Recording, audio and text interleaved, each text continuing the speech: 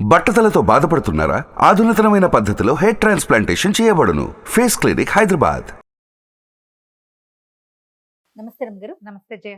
రమ్మగారు, విక్రమ భేతాల కథలు చాలా రోజులు అయిపోయింది కదండి. ఈ మధ్య చెప్పలేదు. అవును, సిరీస్లు, పండుగలు అట్లా హడావిడులు. వెళ్ళిపోతున్నాం. పట్టుబదలని విక్రమార్కుడు మళ్ళీ వెనక్కి నడిచాడు. కళేబరాన్ని భుజం మీద వేసుకున్నాడు. దాన్ని బుచ్చుకుని నడుస్తున్నాడు. కళేబరాన్ని ఆశ్రయించుకుని ఉన్న ఆవహించి ఉన్న భేతాళుడు, రాజా నీకు మార్గాయాసం తెలియకుండా ఒక కథ చెప్తాను అని చెప్పి, ఆ కథ ఏమిటో విందాం. పూర్వం శ్వేతవనంలో దృఢవ్రతుడని ఒక తపస్వి ఉండేవాడు. ఈయన నిజానికి తపస్వి కాదు, ఏ తపస్సు చేసేవాడు కాదు, బ్రహ్మచారి, ఒంటరివాడు. కేవలం అతిథి సత్కారమే వ్రతంగా పెట్టుకున్నాడు. ఆజన్మాంతము అతిథి సత్కారం చేశాడు. ఇంట్లో సాధారణంగా ఆ కాలంలో చేయవలసిన అగ్నిహోత్రం చేసుకునేవాడు. ఒక అడవిలో ఓ పర్ణశాల వేసుకుని ఉండేవాడు. అగ్నిహోత్రం ఉండేది, అగ్నికార్యం చేసుకునేవాడు. కందమూలాలు అవి తీసుకొచ్చి పెట్టుకునేవాడు. తనకు కావాల్సిన దానికంటే ఫలాలు, కందమూలాలు ఎక్కువ తెచ్చుకునేవాడు. ఆ దారిన పోయే ఎవ్వరికైనా అతిథి సత్కారం చేసేవాడు. ప్రతిరోజు ఎవరో ఒక అతిథి ఉండేవాడు అతనికి. అతిథి సత్కారమే అతని వ్రతం. ఇక తపస్సు గిపస్సు ఏం లేదు. కానీ అడవిలో ఉండటం వల్ల ఏకవస్త్రంతో, అంటే ఈ నారబట్టలు కట్టుకోవడం, ప్రజలు అందరూ ధరిచే నేత బట్టలు అవి ఆయనకి లేవు. తపస్విగానే కనపడేవాడు. అట్లా ఎన్నేళ్ళో చేశాడట దృఢవ్రతుడు. అయితే ఒకనాటి రాత్రి కొంచెం వర్షాకాలము, పెద్దగా పళ్ళు గిళ్ళు ఏమీ లేవు. ఎవరో తలుపు కొట్టారు. ఒక ఆజానుబాహు ఋషి స్వరూపుడుగా కనపడుతున్న ఒక ఆయన నిలబడి ఉన్నాడు వాకిట్లో. వానగా కూడా ఉంది. తలుపు తీశాడు.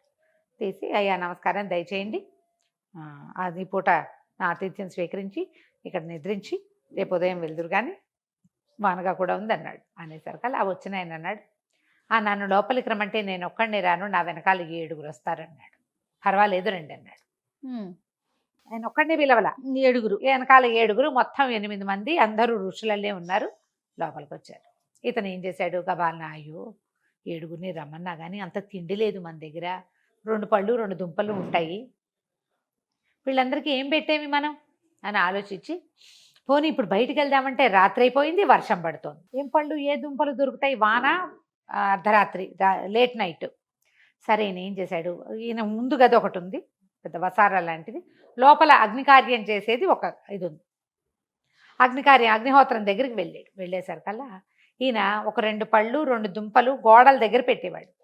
ఆ 2 దుంపలు 2 పళ్ళ స్థానంలో ఇన్నిన్ని కందమూలాలు, ఇన్నిన్ని ఫలాలు కనపడ్డాయి. ఆశ్చర్యపోయాడు. వీళ్ళ మహత్యం కాబోలు, 2 ఉండాలి, ఇన్నొచ్చినాయి అని చెప్పి, సరే సంతోషించి, నా వ్రతం చెడట్లేదని మరి ఆ పళ్ళన్నీ పట్టుకెళ్ళి వాళ్ళ 8 మందిని కూర్చోబెట్టాడు. సరే ఒళ్ళు తుడుచుకోవడానికి ఏదో చిన్న వస్త్రం లాంటిది ఇచ్చాడు. అందరూ వానబడింది, మొహము తలలు తుడుచుకున్నారు. ఈ పళ్ళు అందరికీ పెట్టి, నేను దుంపలు కాల్చుకొస్తానండి అని వెనకాల ఒక పెద్ద కుంపటి ఉంటే దుంపలన్నీ చక్కగా కాల్చి పక్వం చేసి పట్టుకెళ్ళాడు. అన్ని ఆకుల్లో పెట్టి అందరికీ దుంపలు కూడా వడ్డించాడు. దుంపలు కూడా హాయిగా తిన్నారు. ఏదో ఆ మాట ఏమంటే, నువ్వేం చేస్తుంటావు ఏమిటంటే, అతిథి సత్కారమే నా వ్రతం స్వామి, ఇక్కడే ఉంటాను, వేరే తపస్విని కాను, నేను అగ్నికార్యం మాత్రమే చేసుకుంటాను, తన గురించి ఏవో చెప్పాడు. వాళ్ళు ఏమిటేంటో మాట్లాడుకుంటున్నారు, వింటున్నాడు. సరే కొంచెం రాత్రి మళ్ళీంది. తెల్లవారుజాముకి లేచి బయలుదేరిపోయేసరికల్లా, అదేమిటి విశ్రాంతి తీసుకుని వెళ్ళండి అంటే, మాకు విశ్రాంతి అంతా తిప్పటలోనే ఉంటుంది, మా విశ్రాంతి తిరగటమే మా విశ్రాంతి, పడుకోవటం మా విశ్రాంతి కాదు, అసలు మేము పడుకోము, మా పడుకునే కాలం ఇది కాదు అని చెప్పి లేచి వెళ్ళిపోయారు.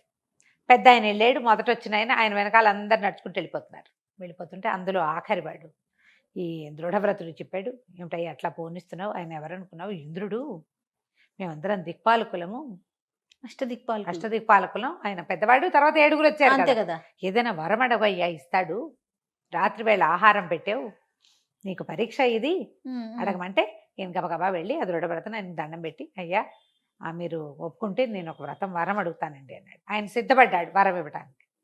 అడగమన్నాడు. ఆయన ఏమనుకున్నాడు, ఈయన బొందుతోనే నేను కూడా స్వర్గానికి వచ్చేస్తా అంటాడు, లేదా బోళ్ళంతమంది అప్సరసాంగలను, బోళ్ళంతమంది రంభా, ఊర్వశి, తిలోత్తమ, మేనక బోళ్ళ మంది ఉన్నారు, వాళ్ళలో ఎవరితోనైనా ఒక రంభా సంభోగం కావాలని అడుగుతారు. మామూలుగా వీళ్ళు ఎవరైనా అసమంటిది ఏదో అడుగుతాడని, ఐశ్వర్యం, అంతకంటే ఏం అడుగుతారు, నీ ఇష్టం అన్నాడు. అనేసరికల్లా ఈయన అన్నాడు, అయ్యా అతిథి సత్కారం చేయటమే నా యొక్క ఇదండి, అయితే అతిథులకి కాలక్షేపంగా ఉండటానికి నేను పాచికలాడేందుకు నాకు మనుషులు కావాలి. ఎవరితో పాచికలాడినా నేనే గెలిచేలాగా వరం ఇవ్వండి నాకు అన్నాడు. బాగుంది. నాతో పాచికలాడడానికి రోజు మనుషులు రావాలి, వాళ్ళు నా చేతిలో ఓడిపోవాలి. కదా ఇంత క్షుద్రమైన వరం లాగా తోచింది ఆయనకి. కానీ అతను అవేవైనా అడిగితే ఒప్పుకునేవాడు ఆయన సంతోషంగా. ఏమనాలి, ఒప్పుకున్నాడు. ముందు తను ఇస్తానన్నాడు కాబట్టి మాట ఇచ్చేసాడు. అలాగే లేని 2 పాచికలు సృష్టించి చేతిలో పెట్టాడు. వీటితో ఆడుకో, నువ్వే గెలుస్తావులే అని వెళ్ళిపోయాడు. మొత్తం గుంపంతా వెళ్ళిపోయింది. దండం పెట్టి పంపించేశాడు. ఇక మర్నాటి నుంచి చుట్టుపక్కల ఆశ్రమాల వాళ్ళు ఎవరో ఒకళ్ళు ఈయనతో ఆడడానికి వచ్చేవాళ్ళు. కాసేపు పాచికలాడి ఓడిపోయేవాళ్ళు. పందాలు లేవు, ఆటే, డబ్బేం కాదు, ఏమీ లేదు, ఆట. ఓడిపోయేవాళ్ళు అంతే. అక్కడి నుంచి ఈయన పండో ఫలమో దుంపో ఏదో చక్కగా పెట్టేవాడు. ఆయన అతిథి సత్కారం ప్రతిరోజు జరిగేది. అతనికి కావాల్సింది ఏమిటి మెయిన్? తన చేతిలో ఓటమి పాలవటం. అతిథి సత్కారం రోజు ఎవరైనా తన దగ్గర తినడానికి రావాలి. ఓకే, అంతవరకు బాగుంది. మళ్ళీ ఆట ఇప్పుడు ఆడేటప్పుడు నేనే గెలుపొందాలని ఒక్కొక్కళ్ళకి అనిపించచ్చు కదా, వ్యసనం కదా ఆట అనేది. ఆటలో నాది పైచే కావాలని కోరుకున్నాడు అంతే. ఆయన ఏం పందెం పెట్టి ఎవరి దగ్గర ఏమి పుచ్చుకోలా. ఆటలో నేను గెలుపొందాలని కోరుకున్నాడు. ఎప్పుడు ఎవరితో ఏ కాన్ఫ్లిక్టు రాలే ఆయనకి. భూలోకంలో ఉన్న నాళ్ళు చక్కగా అందరితోటి ఆడేవాడు, గెలుపొందేవాడు. చక్కగా వాళ్ళు ఈయనకి తెచ్చిన కందమూలాలు ఫలాలు తినేవాళ్ళు, హాయిగా సంతోషంగా. ఏ రోజు కాదు అమ్మయ్య ఇవాళ నా వ్రతం పరిసమాప్తయిందని దండం పెట్టుకునేవాడు. కొంతకాలానికి ఈయనకి కాలం చెల్లింది. యమభట్లు వచ్చారు. ఈయన తన పాచికలు చేత పుచ్చుకుని పోయాడు. పాచికలు కూడా పుచ్చుకుని వెళ్ళేసరికల్లా పైకి వెళ్ళాక చిత్రగుప్తుడు చిట్టా తీశాడు. ఎవరినైనా ముందు నరకానికే తీసుకెళ్తారు. యమధర్మరాజే వీళ్ళ పాప పుణ్యాలు బేరీజ్ వేస్తారు. వేశాక ఇతను చాలా అద్భుతమైన వ్రతం, దీనికి నిత్య అతిథి సత్కారం వ్రతం చాలా అద్భుతంగా చేశాడు. ఈయనకి స్వర్గమే లభించాలి. కాకపోతే ఈయనకి వ్యసనం ఉంది, వ్యసనపరత్వం. ఆ వ్యసనపరత్వం వల్ల అంటిన పాపం వల్ల ఈయనకి ఇలా నరకలోక సందర్శనం మాత్రమే ఉంది అని చెప్పారు. నరకలోకంలో చూపించాలి, మొత్తం శిక్షలన్నీ చూపించి పంపించేస్తారు. అదే ఆయన శిక్ష. అక్కడి నుంచి ఈ నరకలోకంలో అన్ని నరకాలకి ఏమున్నాయి కదా, అంధకూపం అవి ఇవి బోల్డ్ అన్ని అవన్నీ చూపించేశారు. కదా ఈయనకు బాధ వచ్చేసింది. ఏమిటి, నేను గెస్ట్ని కదా, వీళ్ళకి గెస్ట్లకి ఇవన్నీ చూపిస్తారా? చాలా కష్టంతో వచ్చింది. చాలా బాధపడి యమధర్మరాజు అన్నాడు, ఏమిటండి వీళ్ళందరికీ ఇన్ని కష్టాలు ఉన్నాయి అంటే, ఎవరు చేసుకుని పాపం వాళ్ళు అనుభవిస్తారండి. అయితే ఓ పని చేద్దామండి, నాతో పాచికలాడండి మీరు.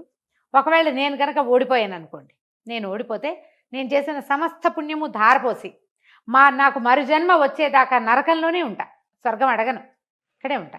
మీరు ఓడిపోతే ఇక్కడ ఉన్న పాపులందరినీ నాతో పంపించేసేయండి స్వర్గానికి అని ఒప్పుకున్నాడు. అని అడిగేసరికల్లా యమధర్మరాజు ఇప్పుడు ఏంటంటే పాచికలు అనేది ఒక ద్యూతం.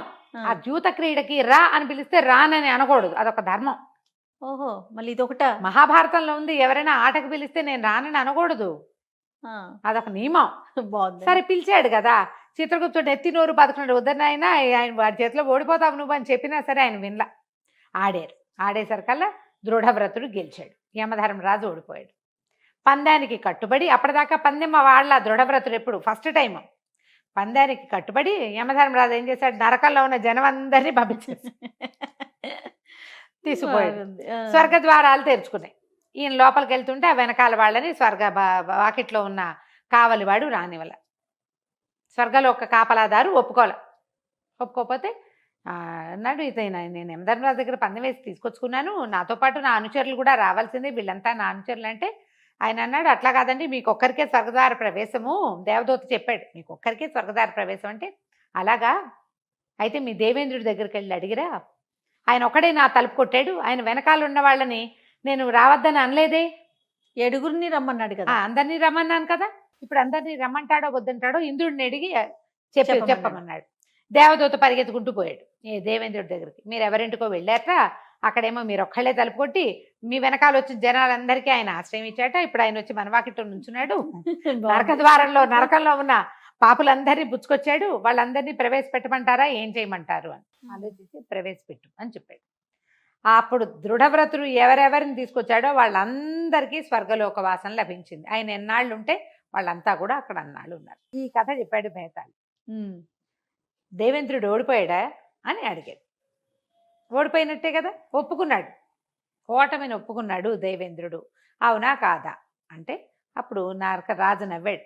ఓటమిని ఒప్పుకోవటం కాదు, ఇప్పుడు ఇందులో దృఢవ్రతుడు గెలిచినట్టు దేవేంద్రుడు ఓడినట్టు కాదు. దృఢవ్రతుడు మహా అద్భుతమైన వ్రతం ఉన్నవాడు. అతను సంపాదించిన పుణ్యం చాలా ఎక్కువ. సాక్షాత్తు అష్టదిక్పాలకులు కూడా ఆహారాన్ని ఇవ్వగలిగినంత గట్టి వ్రతం ఉన్నవాడు. అతని పుణ్యబలం గెలిచింది. అతని పుణ్యం వల్ల, అతని పుణ్యమే వాళ్ళందరికీ కూడా సరిపోతుందని రానిచ్చాడు. కానీ దేవేంద్రుడు ఓడిపోయి ఇది దృఢవ్రతుడు గెలిచినట్టు కాదు, ఇక్కడ ధర్మం అట్లా నడవదు అని చెప్పాడు మన విక్రమార్కుడు. చెప్పగానే భేతాళుడు ఒప్పుకున్నాడు. కరెక్ట్గా చెప్పావు, ధర్మాన్ని ఎవడు పట్టుకుంటే వాళ్ళందరికీ, వాడి తోకపుచ్చుకుని వాళ్ళందరికీ ఆ ధర్మమే వర్తిస్తుంది. ఇది పాయింటే. కానీ నువ్వు మౌనభంగం చేసావు కదా, నేను వెళ్ళొస్తానని శవంతో సహా వెనక్కి వెళ్ళిపోయాడు.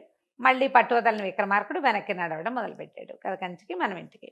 భలే ఉంది రమ్మగారు, చాలా ఇంట్రెస్టింగ్ అనిపించింది. బాగుంది కదా, చాలా చాలా బాగుంది. నమస్తే. సుమన్ టీవీలో మీ పర్సనల్ అండ్ బిజినెస్ ప్రమోషన్స్ కోసం కింది నెంబర్కి కాంటాక్ట్ చేయండి.